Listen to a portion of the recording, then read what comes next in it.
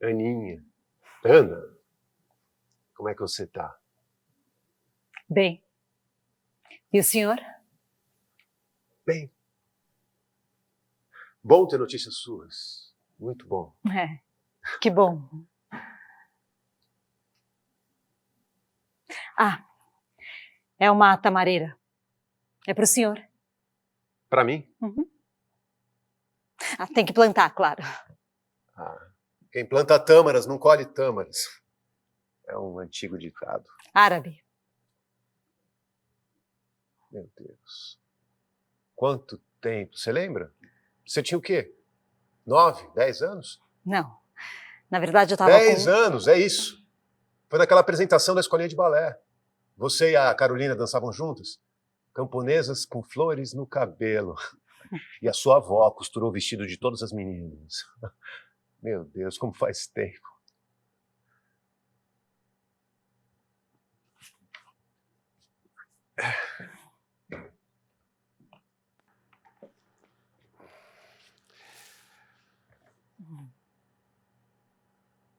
Café?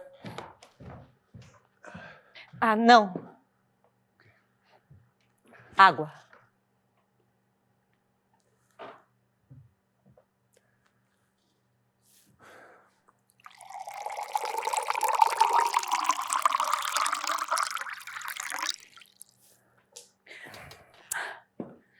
Foi no enterro da minha avó Amélia. Eu tinha 15 anos. Ah, o quê? A última vez que a gente se viu. Eu tinha 15 anos e foi no enterro da minha avó. Claro, claro. E eu não lembro. Olha a memória da gente com a idade, você não faz ideia. Ontem mesmo eu estava falando com um colega aqui da empresa. Eu estava contando que a Carô, que ela está morando na Alemanha, porque o meu genro, ele é responsável por toda uma área de relações comerciais com a América Latina, uma multinacional alemã. E você acredita que eu não conseguia lembrar o nome do meu genro e da multinacional alemã? Um branco total. É, essas coisas acontecem, Não, mas terrível, você não faz ideia. Eu tentava lembrar o nome e não conseguia, me vinha tudo na cabeça. Nome de presidente, deputado, político, parente que eu não vejo há décadas. E nada me fazia lembrar o nome do meu próprio genro. É terrível. Henkel. O quê? O nome da multinacional alemã. É isso. Ana, deixa eu olhar pra você. É igualzinha a sua mãe. Igual. Ela também gostava de usar o cabelo assim. Bagunçado?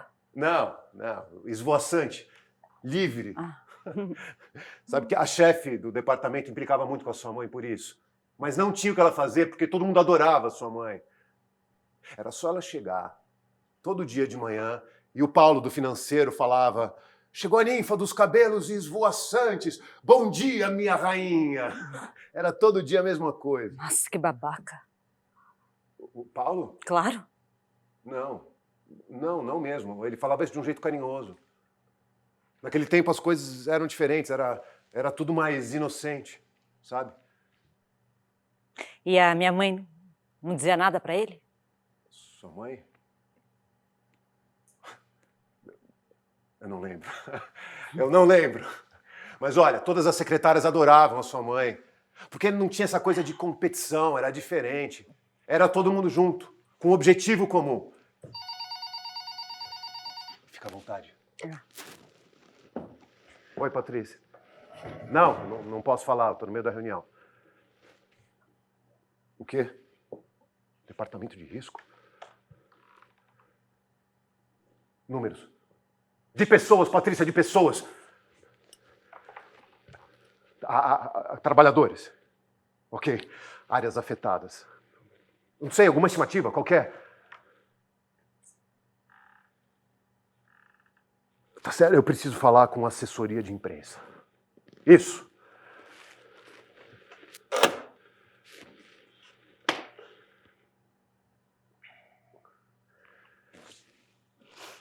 O que é que a gente falava mesmo?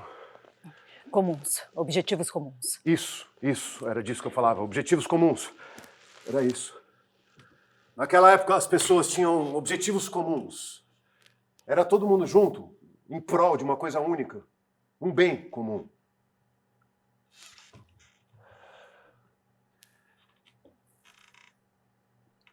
E seu pai? Como é que ele tá? Continua aquele cabeça dura de sempre? Brincadeira, mas de verdade, como é que ele tá? Tá bem. Bom, que bom. Você conseguiu chegar. Como? Aqui, hoje. Porque você viu como é que estão as coisas aí fora, né? Todo dia é isso agora. Um caos total, ninguém chega em lugar nenhum. A Patrícia, ela só chegou aqui porque ela veio correndo pela rodovia. Você consegue acreditar uma coisa dessa? Ela desceu do táxi e veio andando, correndo. Coitada. A moça que trabalhava lá em casa. A escola dos filhinhos cancelou as aulas. Aí ela teve que ficar lá cuidando dos meninos. Você percebe? Todo mundo perde. O país perde, todos perdem. Eu só cheguei aqui hoje porque eu não chegava. Todo dia é isso. Caos, pessoas, carros, semáforos, barulho. Não sei onde isso vai parar. Não sei. E ninguém faz nada para resolver. Tem dias que acho que eu vou enlouquecer. De verdade. Eu consegui chegar. Conseguiu. O senhor conseguiu avaliar o projeto que eu enviei? Projeto? Tá aqui. Já tem o aval de todos os departamentos. Financeiro, marketing, diretoria. Tá aqui, ó. Só falta o meu aval. É sempre assim. A bomba sempre cai no meu colo. Nossa, eu tô surpresa. Surpresa você? Claro. Você pode imaginar o quanto eu estou surpreso? Hã? Até onde eu soube, você era bailarina. Uma excelente bailarina. E agora me chega isso, você tá metida com esse negócio de cinema? Não, eu não imaginei que o senhor e a empresa se interessariam por esse tipo de projeto, Não, espera, entendeu? vamos ajustar uma coisa já, Aninha. Vamos. Quando você era pequenininha, você me chamava de tio. Ai, Ana. Você sabe que a amizade que eu tinha com seus pais vinha de muito tempo. Eu lembro até hoje o dia que você nasceu. Seu pai ligou aqui na empresa para contar. E assim que eu atendi, ele falou: a filha da Elisa nasceu.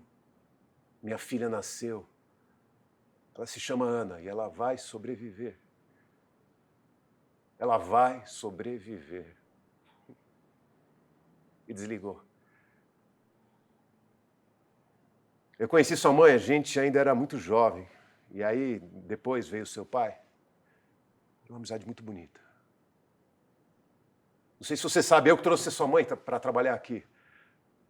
E aí, Ana, depois do que aconteceu, quantas vezes eu fui buscar você e a Carolina na escola? Hã?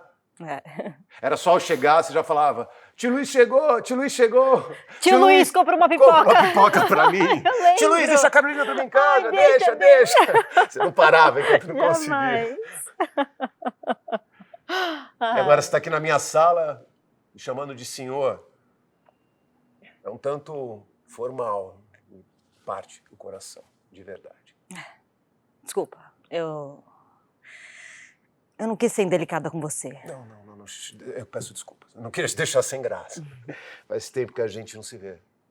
Natural que isso aconteça, não é? Mas também não precisa me chamar de tio.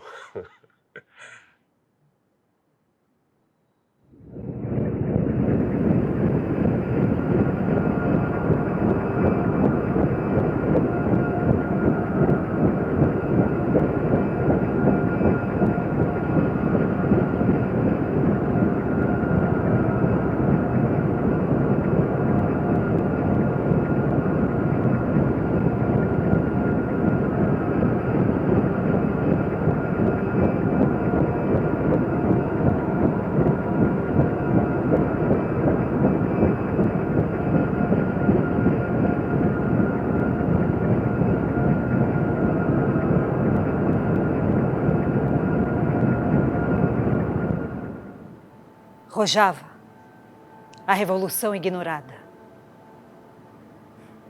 A primeira vez que eu ouvi falar de Rojava foi folheando uma revista na casa de uma amiga. Eu vi uma foto aérea de uma fila enorme de mulheres armadas que caminhavam no alto de uma cadeia de montanhas muito áridas. Só aquela imagem já me marcou muito. Elas usavam uniformes militares e tinham lenços coloridos no cabelo. Apesar de juntas, cada uma exibiu uma marca muito forte. Um olhar, um sorriso, uma expressão. Quando eu fui ler sobre elas, eu descobri que eram mulheres curdas da região de Rojava, do norte da Síria, e que estavam combatendo o Estado Islâmico. Aquilo me marcou ainda mais, porque eu sempre ouvia da minha avó que minha tataravó era curda. E esse nome sempre foi muito estranho e misterioso para mim. Eu nunca consegui entender o que significava ser curda. Na escola eu não encontrava nada nos mapas, nenhuma pista de onde ficava o Kurdistão. Então eu brincava, quando pequena, que aquele lugar podia ser o que eu quisesse. Eu me via caminhando por ruas de terra. Eu sentia cheiros. Ouvia sons de instrumentos desconhecidos. Eu me escondia de tempestade de areia. Eu conversava com uma ave gigante que só existia lá. E eu dançava com um lenço que a minha avó dizia ser da minha tataravó. E quando eu dançava com esse lenço, eu adquiria poderes. Poderes para parar uma onda enorme antes de quebrar. Ou para hipnotizar as pessoas. Ou para explodir um prédio que eu via pela janela do outro lado da rua. Essas coisas de criança, sabe? Minha avó dizia que essa mulher curda, a minha tataravó, ela se casou com 15 anos com um engenheiro inglês ligado ao governo britânico.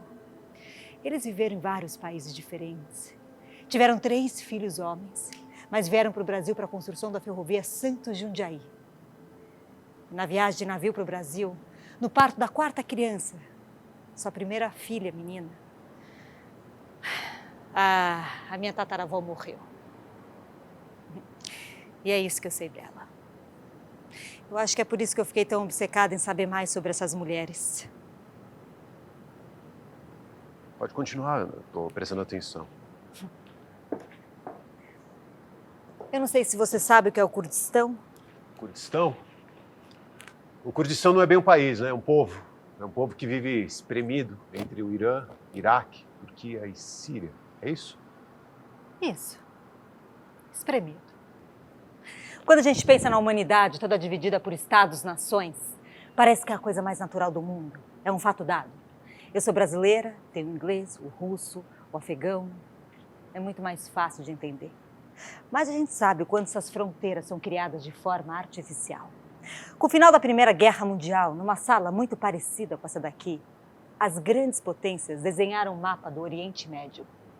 Alguns historiadores acreditam que foi o próprio Churchill, secretário das colônias britânicas, quem desenhou os traçados de países como a Jordânia e o Iraque num pequeno pedaço de papel que estava amassado e jogado em cima de uma mesa. Durante a Primeira Guerra Mundial, as grandes potências acenaram para a criação de um Estado curdo, o Kurdistão, mas com o final da guerra esse território foi dividido entre os 4 países que você mencionou. Turquia, Síria, Iraque e Irã, deixando os curdos sem território. Hoje o povo curdo é o maior povo sem território que existe. São 35 milhões, 40 milhões que vivem nessas cadeias montanhosas. Entre elas, o Monte Sinjar, que é considerado o berço da civilização, entre os rios Tigres e Eufrates, uma região muito fértil na antiguidade, justamente por conta do alagamento dos rios. Os curdos são descendentes dos persas, eles não são árabes, e alguns são yazidis, que é uma religião com mais de 6.000 anos. Mas eles sempre sofreram ameaças, porque eles ocupam uma região muito estratégica do Oriente Médio, que além de ser uma passagem comercial importante para a Europa, é abundante em petróleo. E hoje é alvo de disputa para a construção e passagem de um gasoduto do Oriente para a Europa. As curdas e os curdos sofreram mais de 70 genocídios. E com a guerra civil da Síria, os ataques se intensificaram tanto por parte do Estado sírio e turco, como por parte do Estado Islâmico, que é esse braço estratégico armado, que provocou toda essa desintegração e crise humanitária. Mas as curdas e os curdos sempre lutaram bravamente pela sobrevivência. E eles têm como maior líder político Abdullah Öcalan, do Partido dos Trabalhadores do Kurdistão, que cumpre prisão perpétua numa solitária da Turquia desde 99. E Sakine Kanzins, que é essa mulher que idealizou com Öcalan todas as bases do sistema confederalista democrático do norte da Síria, foi morta, com outras 2 militantes na França em 2003. Luiz, a Revolução de Rojava, do norte da Síria, é uma revolução principalmente das mulheres. As curdas e os curdos acreditam que a liberdade da mulher é a liberdade do povo. É a partir da atuação delas que essa revolução acontece. Então, o seu filme é sobre isso, essa revolução. Isso, eles chamam de revolução. Mas o que mais me chamou a atenção é que toda a população do norte da Síria criou esse território autônomo. E toda a vida social e política é organizada por meio de assembleias populares. As mulheres formaram um exército. E elas caminham por dias e dias na aridez daquelas montanhas. Elas têm libertado cidades inteiras. Elas têm libertado mulheres, crianças de cativeiro. Elas dançam, cantam. E algumas carregam bombas presas na barriga para quando forem capturadas. Como terroristas? Não, elas não são terroristas. Luiz, é que quando elas são capturadas, elas são torturadas, estupradas. Então elas preferem se matar e levar com elas estupradores, assassinos, impedindo que eles cheguem em outras cidades, em outras aldeias, que vivem mulheres e crianças inocentes. Fala, Patrícia. Tá, pode passar. Roberto, como é que você tá? Escuta, a gente precisa articular todo o teu pessoal para dar uma neutralizada nisso aí. Isso. Claro que eles estão te ligando, eles vão continuar ligando. Você é o assessor de imprensa, não é? Não, a gente precisa dos números da gestão de risco antes. Segura, porra! Claro. Não, a gente vai fazer o seguinte. Você vai chamar aquele biólogo que você chamou da outra vez. Os caras do outro lado vão tentar subir os números lá para cima. A gente precisa de alguém com mais de 50 anos, um currículo confiável, para tentar baixar esses números e minimizar os efeitos. Deu para entender o que eu... Não posso falar agora. Isso. Não, então você liga pro meu pessoal, eles vão saber o que fazer. Claro, fala com o Antônio, com aquele rapaz, o novo. Sabe de quem eu tô falando? Não. Aquele bem novo, com um corte de cabelo esquisito, parece um estagiário. Isso, Léo, esse moleque é bom, fala com ele e com o Antônio, eles vão saber o que fazer. Não, enquanto isso, você segura, Roberto. A gente precisa de tempo. Então repete que você entendeu o que eu falei. Exato. Eu espero.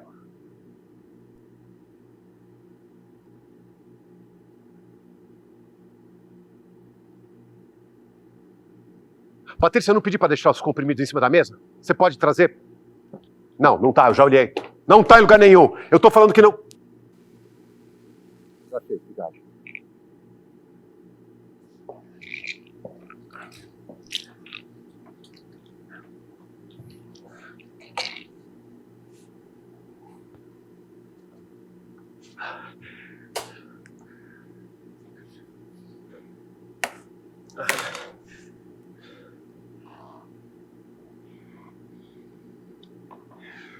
São velhos, homens, mulheres, que tiveram suas casas destruídas. Suas filhas de 7, 10, 15 anos foram sequestradas para serem vendidas e escravizadas. Os homens das aldeias foram mortos. E os meninos? Os meninos foram capturados para se tornarem soldados inimigos. Imagina que as pessoas precisaram fugir com a roupa do corpo, deixando galinhas, cabras, cachorros para trás. E foram se refugiando em cidades completamente destruídas. Mas lá foram criando, no meio da guerra, um sistema social radicalmente democrático. No meio da guerra. Imagina que nesse sistema todos os assuntos são organizados por meio de conselhos populares, tipo assembleias, de educação, de economia, de infraestrutura, de defesa. Imagina que esses conselhos, metade dos cargos são ocupados por mulheres e que todas as etnias e religiões têm garantias de representatividade nesses conselhos que são presididos em sistema rotativo por um homem e por uma mulher. Por uma mulher e por um homem. Imagina que depois de tantos anos lutando para a criação de um Estado curdo, as curdas e os curdos perceberam que lutar para a criação de um país só resultaria em mais fronteiras e separações. Então hoje eles lutam pelo reconhecimento desse território autônomo, que eles chamam de Sistema Confederalista Democrático do norte da Síria. Pois bem, então você acha, ou melhor, as curdas acham, que esse sistema de conselhos populares é a solução para garantir a igualdade e a justiça social? É isso. Você não acha? Eu? Claro. Ai, Ana, você... Tanta coisa começa com a melhor das intenções. E depois, você sabe. Olha, ninguém sabe exatamente o que vai acontecer, não é? Mas são mais vozes participando das decisões importantes. Eu não sei se importa muito o que eu acho, mas é uma experiência que precisa sim ser documentada. É um laboratório radical de democracia que aponta para alguma saída. Terra e condições de trabalho com autonomia para quem vive nessas terras. Isso não é óbvio? Outra coisa importante é que todo esse sistema está fundamentado num processo de educação que tem como tripé a democracia participativa, a ecologia social e a genealogia. Gine em curdo significa mulher. É um conjunto de conhecimentos ancestrais das mulheres e esses conhecimentos vão sendo atualizados. Isso fortalece o vínculo entre elas, que buscam desconstruir qualquer padrão de dominação masculina. Laboratório radical de democracia, conhecimentos ancestrais, autonomia para quem vive nessas terras, dominação masculina. Então você vai fazer cinema revolucionário. Vai iniciar uma célula guerrilheira terrorista. Anarquista. Anarquista. Vai distribuir panfletos pela cidade. Vai invadir os prédios vazios do centro da cidade. Como? Ocupar. Ocupar os prédios vazios do centro da cidade. Tomar de assalto a Câmara dos Vereadores. E instituir o primeiro sistema de democracia participativa do Brasil. Não. É muito mais inofensivo do que isso. É apenas um filme. Será que filmes são inofensivos? Um documento.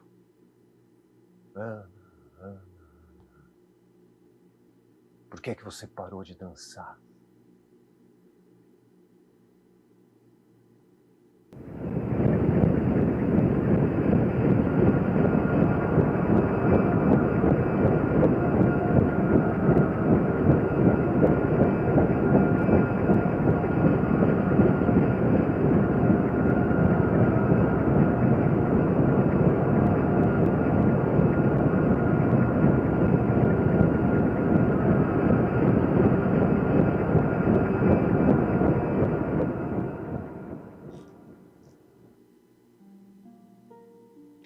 A cena inicial do meu filme começa no rosto de uma mulher de 30 e poucos anos. Podemos ver que ela está no mar, com a cabeça para fora da água. A cena é tranquila. Uma mulher com a cabeça para fora da água verde do mar. Não se ouve nenhum som. Vemos também que ela tem uma boia vermelha ao redor do seu corpo e que ela carrega um bebê nos braços. Ela olha para nós. Essa é a personagem principal do meu filme. Ela é uma curda Yazid. Eu escrevi essa personagem a partir de tudo que eu li e eu vi. Ela representa essas várias histórias. Esse momento que ela está no mar é o momento presente do filme. Todo o resto são flashbacks de diferentes momentos da sua vida. Primeiro flashback. Vemos essa mulher dando aula de literatura na Universidade de Mossul, no Iraque, quando é atacada pelo Estado Islâmico. Em seguida, vemos que ela faz parte de uma multidão de mulheres que foram vendidas para serem escravizadas. No antigo mercado da cidade, elas são colocadas em fila. As adolescentes, as crianças, são as mais caras. Ela e mais 5 mulheres são levadas pelo mesmo homem. Para os homens do Estado Islâmico, as curdas e yazidis não valem mais do que baratas. Sequestradas, elas são torturadas para que reneguem a religião. E na exata cena que a minha personagem principal vai começar a ser torturada para renegar a religião yazid, começa o segundo flashback. Ela é criança e conversa com a sua... Fala, Patrícia. O quê? Puta que pariu. Não, espera.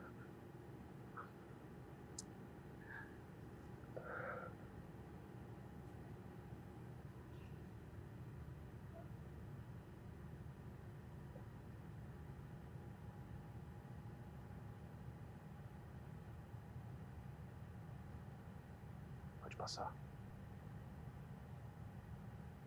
Senhor, não estamos propondo esforços para minimizar os efeitos.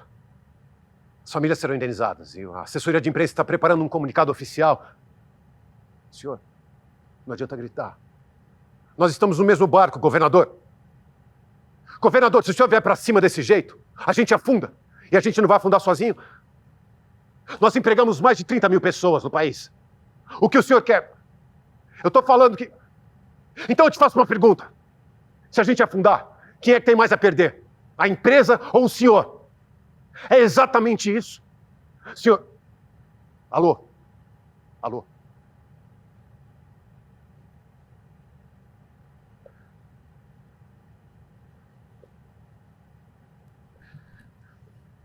Patrícia, eu preciso falar com o ministro.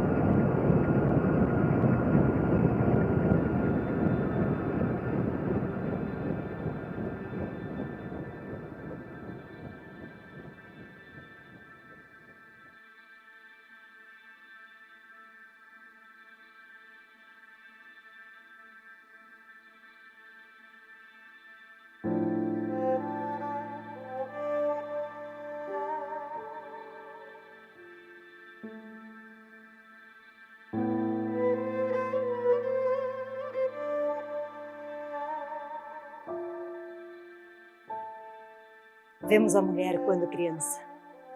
Ela tem 7 anos e conversa com a sua avó, que penteia os seus cabelos e faz uma longa trança, toda enfeitada de flores. Elas estão do lado de fora da casa, aos pés da montanha, rodeadas por galinhas e cabras. Minha flor, em que ano nós estamos? 6.740, vovó? E você, minha flor, quantos anos você tem? Eu?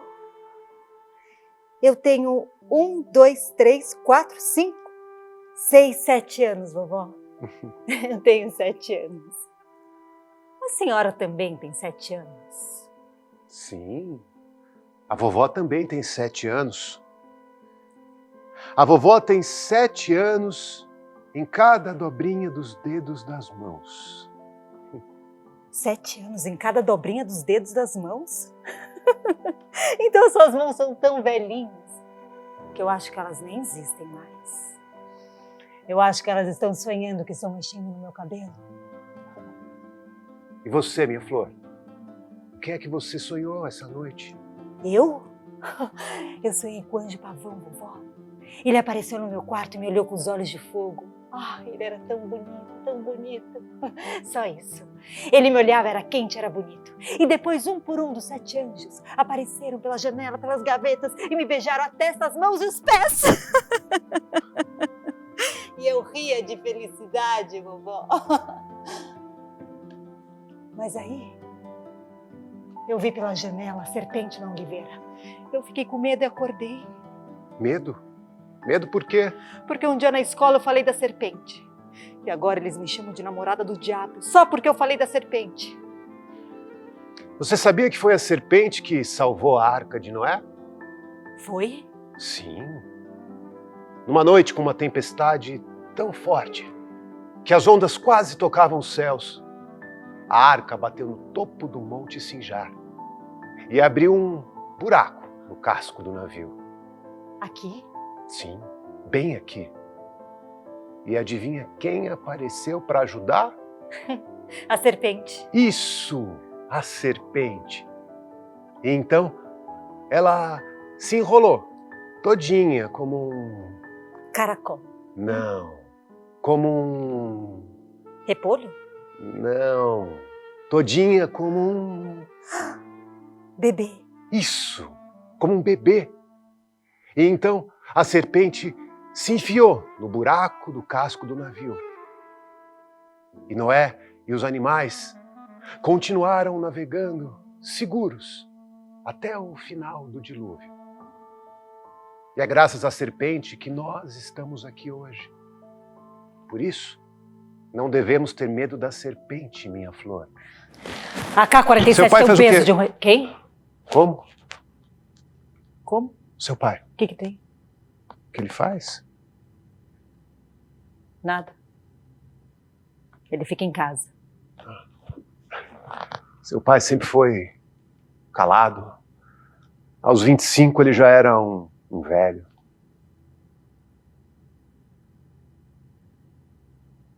Ele ainda tem aquela coleção de futebol de botão? Tem sim. Você lembra disso?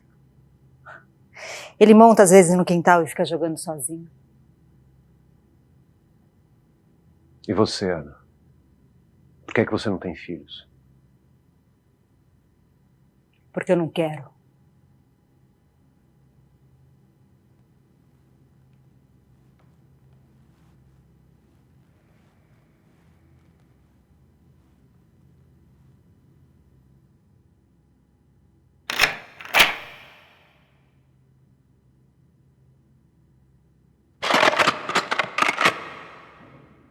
A AK-47 tem um peso de um recém-nascido gorducho. Ela pesa 4,3 kg quando carregada. Descarregada, 3,8 kg.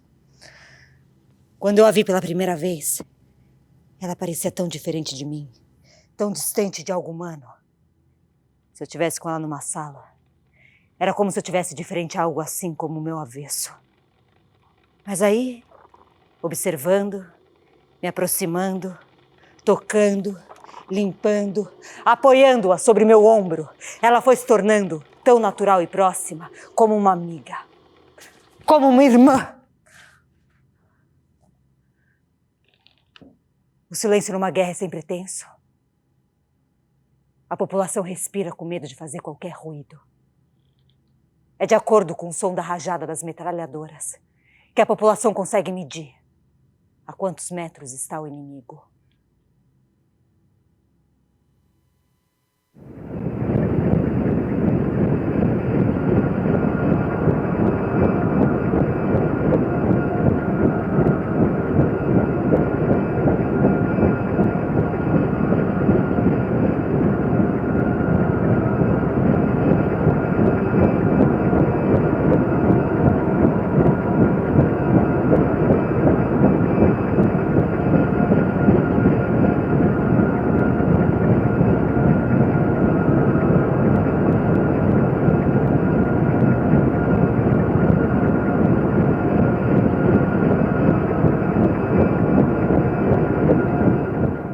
No filme, uma das mulheres sequestradas consegue pegar um dos celulares dos homens do Estado Islâmico. Ela liga para um tio que coloca essas mulheres em contato com a unidade de proteção feminina de Rojava, conhecida por YPJ. De madrugada elas fogem. E orientadas pelo GPS da resistência, elas vão se escondendo de viela em viela, atravessando redes de esgoto como baratas rastejando. Depois de umas 10 horas, elas percebem a lanterna das curdas. Do outro lado da fronteira, o lado sírio, não mais iraquiano. Elas atravessam a fronteira, entram no carro da YPJ e viajam até Rojava.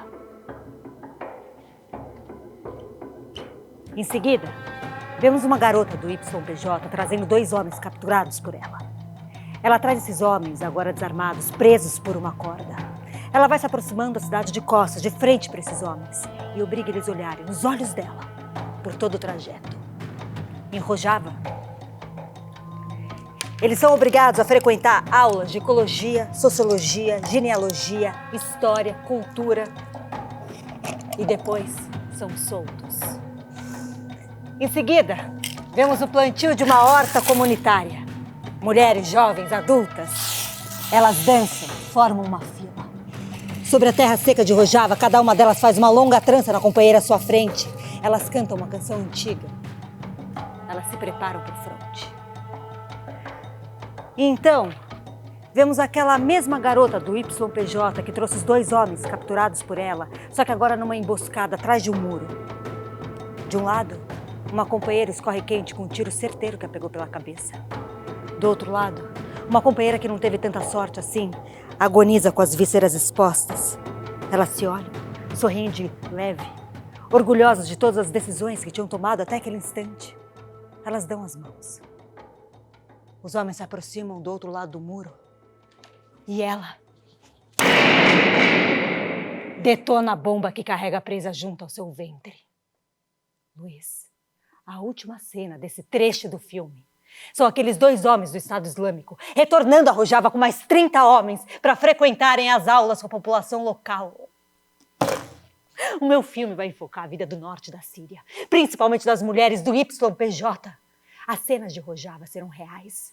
A minha personagem principal, ela vai se fundir à dinâmica da vida daquelas pessoas. Vai ser alguma coisa entre documentário e ficção. Ana, cenas reais. Você quer filmar em Rojava? É claro! Aquilo é um campo minado. Eles são terroristas. Não, eles não são terroristas. São. Você pode pisar numa bomba no café da O manhã. meu filme fala de pessoas que lutam contra o terrorismo. Eles são assassinos. Eles são atiradores. Eles sequestram aviões, eles matam jornalistas. Você quer morrer? Por que você acha que com você vai ser diferente? Eu não acho. Ana, por que você parou de dançar?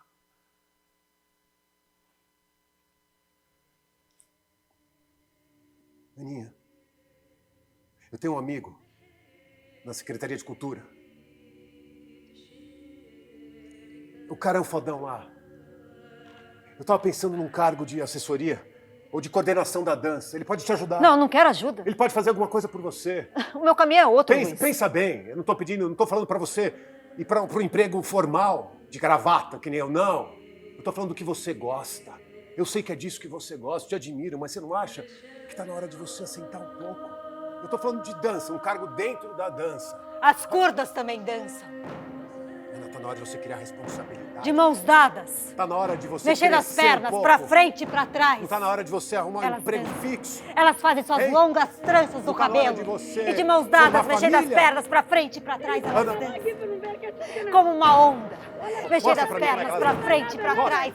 Elas fazem suas longas tranças Vai. e com lenços Mostra. coloridos elas mexem as É isso que pernas vocês gostam, pra não é? frente e pra trás. Vocês gostam Mexem de pra frente e pra ensinar trás. pros mais Pra velhos, frente, então pra ensina. frente, pra Tem muito frente. pra aprender Elas mesmo. dançam. É exatamente As curdas isso. também Vai, dançam. ensina, Mexendo tem as muito pra pernas aprender. pra Vem com a sua frente, pra arrogância, é isso frente, que os jovens pra fazem, não frente, pra é? frente, Então pra vai, frente, pra esse é frente. meu foco.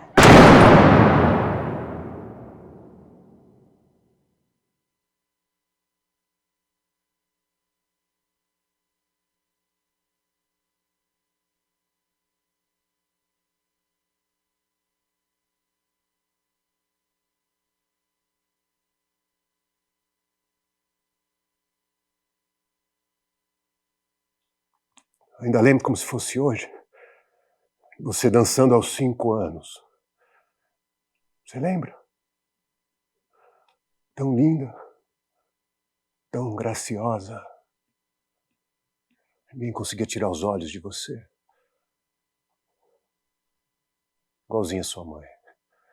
Sua mãe sempre foi linda. Todo mundo adorava sua mãe, adorava. Ninguém entendia porque ela mudou tão de repente. Foi tão brusco. De uma hora para outra, ela virou uma pessoa desconfiada. Parecia que estava sempre escondendo alguma coisa. E aí, depois que tudo aconteceu, as coisas ficaram mais claras. A sua mãe queria mudar o mundo, assim como você. E ela foi à luta. Pra quê? Pra quê? Era só esperar. Deixar a onda passar. O que você fez quando a minha mãe foi arrastada da mesa dela? Hã? Continuou carimbando os protocolos? Ou desviou o olhar? Ou grampeou a lista com o nome dos funcionários suspeitos? Ou assinou o acordo para se tornar o diretor da maior distribuidora de gás do país?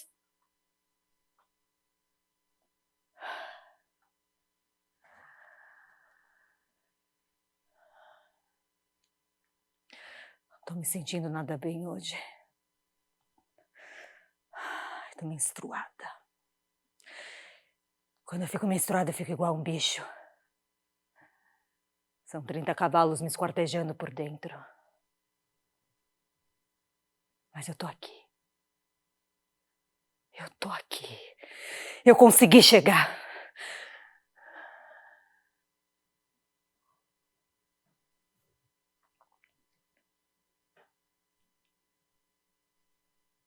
Mãe?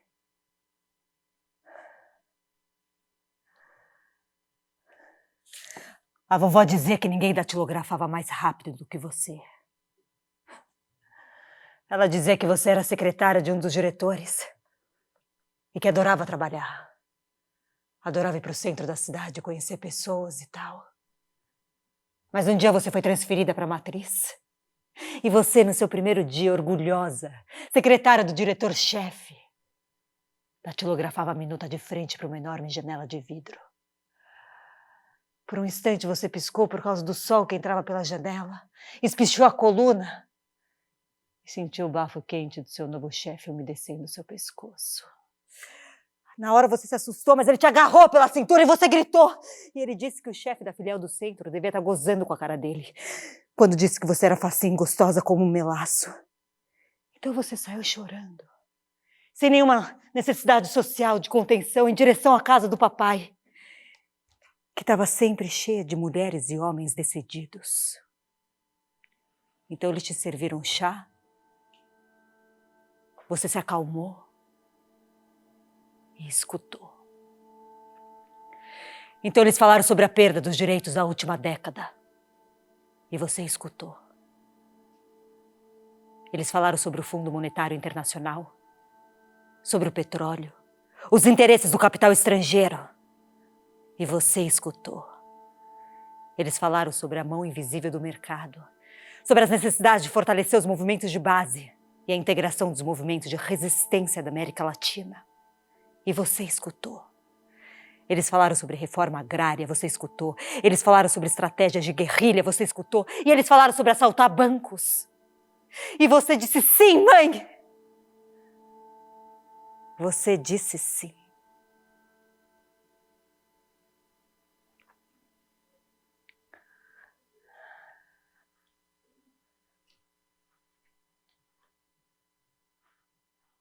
Mãe,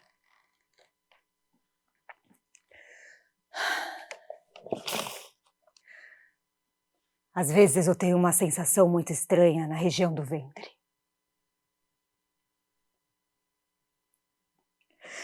Não é dor, não. É uma sensação de humilhação. É como se eu estivesse andando por aí com as vísceras do ventre para fora. E isso fosse ridículo. Fosse culpa minha.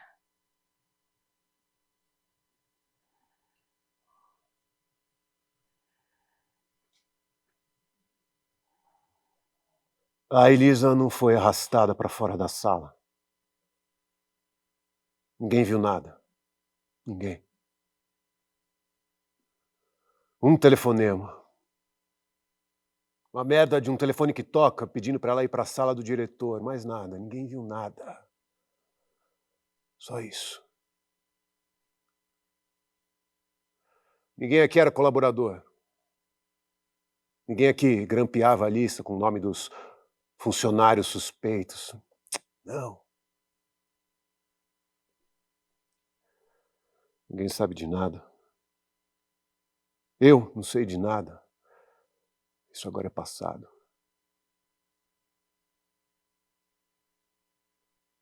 Ela pode ter saído para fumar um cigarro, para tomar um lanche, para telefonar do orelhão. Os caras do DOPS passaram e pegaram ela ali na rua.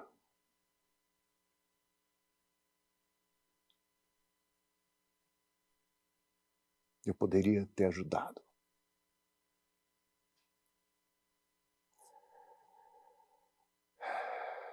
Essa ideia vai me torturar pro resto da minha vida. Eu criei a imagem das baratas caminhando por dentro da minha mãe. Quando me falaram o que eles faziam com as mulheres presas, aquilo se tornou tão vivo e tão real. Eu, de dentro da barriga da minha mãe, olho para uma barata com compaixão. E da parte dela eu sinto isso também. E ficamos assim, nos segurando uma no olhar da outra. Os sobreviventes me contaram que sempre que o carcereiro chacoalhava a chave no corredor, eu soluçava dentro da barriga dela. Hoje eu não sei. Eu não sei o que é sentir esse terror, esse medo. Me contaram também que quando minha mãe chegou sangrando da última sessão de tortura, acharam que eu tinha morrido antes de nascer. Mas não. Eu que não era nascida é que perdi a minha mãe, que já era grande. E eu nunca consegui entender isso direito. Nunca. Sinto muito, Ana. Sinto muito mesmo.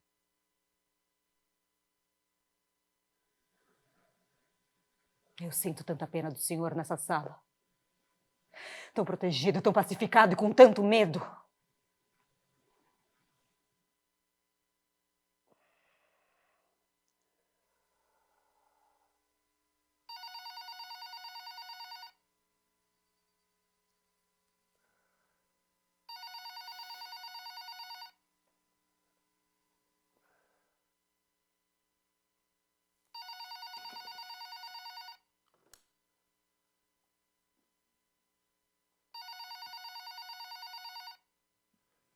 $6 milhões, não é? É isso que você precisa para fazer o seu filme? 6 milhões.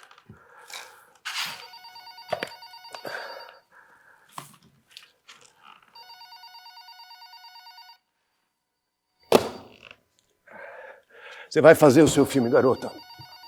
Você vai fazer. Todos os departamentos já assinaram, só falta a minha assinatura.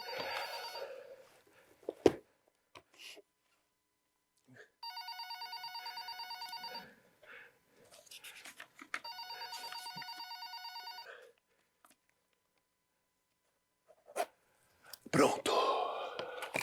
Não falta mais.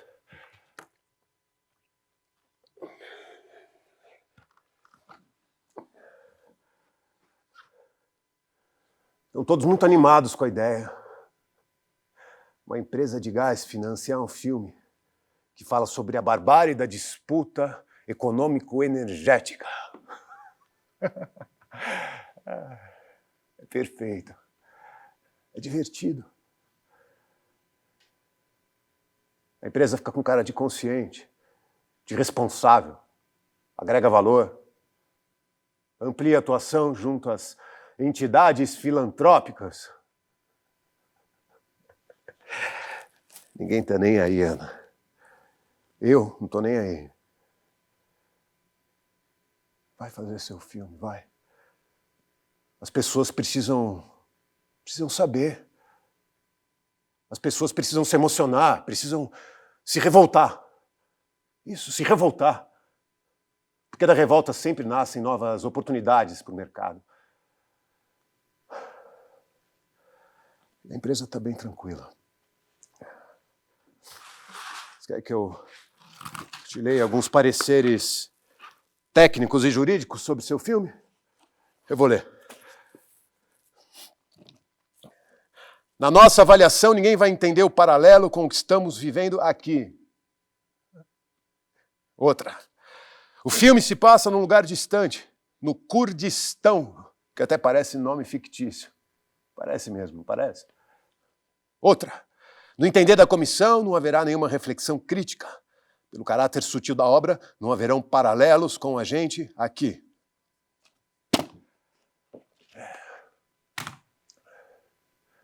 As pessoas vão assistir o seu filme com aquela passividade que vocês tanto odeiam. Ai, coitadinha das curdas. Coitadinhos dos curdos. Coitados dos refugiados. Ai, ai, ai, que bom que estamos aqui no nosso país, seguros, são e salvos.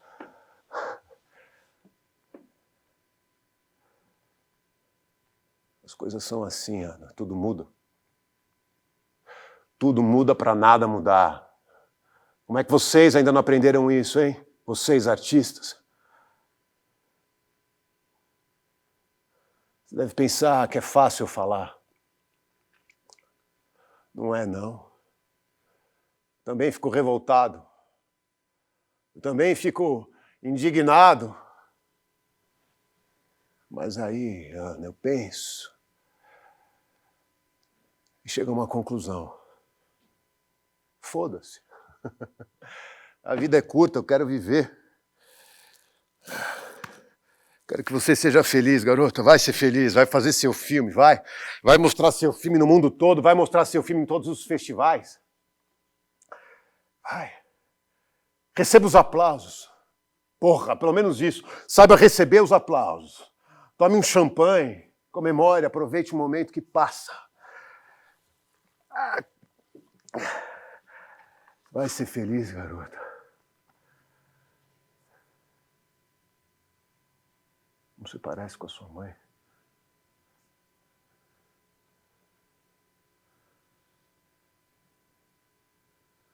Sua mãe tinha uma coisa, uma alegria contagiante. Onde ela entrava, tudo mudava. Ela tinha uma vontade de fazer as coisas, de realizar. A Elisa.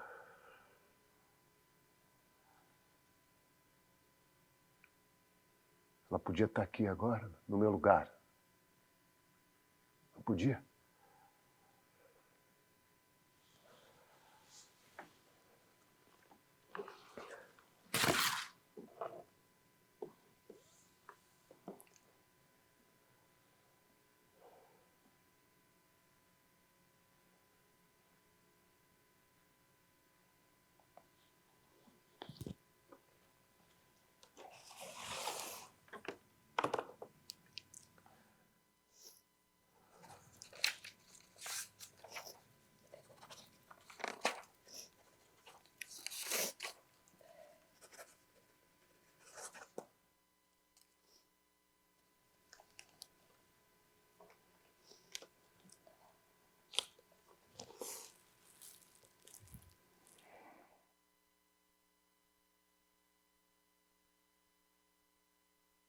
A protagonista do filme, depois de meses, reencontra o seu marido. Ele também conseguiu chegar em Rojava. E juntos decidem ajudar na construção do novo sistema político, o confederalismo democrático. Acontece que a região é completamente bombardeada pelas forças turcas, que dizem combater os terroristas curdos. Então eles fogem. E vemos os dois entrando num barco de refugiados para a Itália.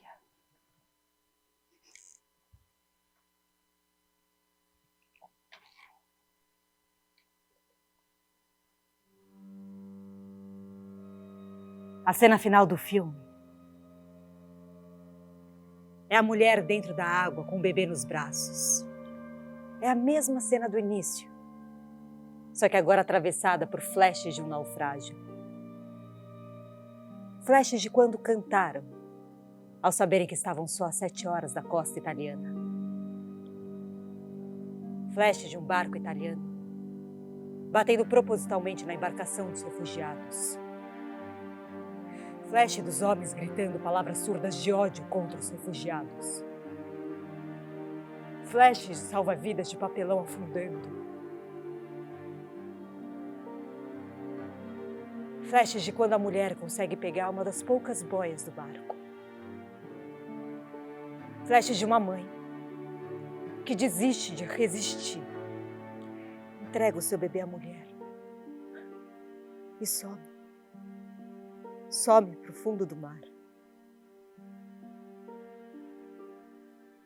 Dos 500 refugiados, apenas 2 sobreviveram. A mulher e o bebê.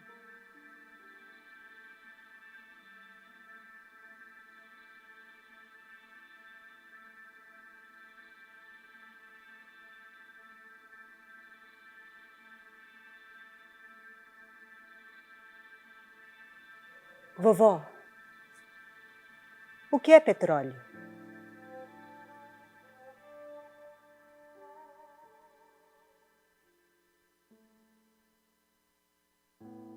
Imagine há milhões e milhões e milhões de anos. Milhões e milhões e milhões de anos. São milhões e milhões e milhões de dobrinha nas mãos de muita gente.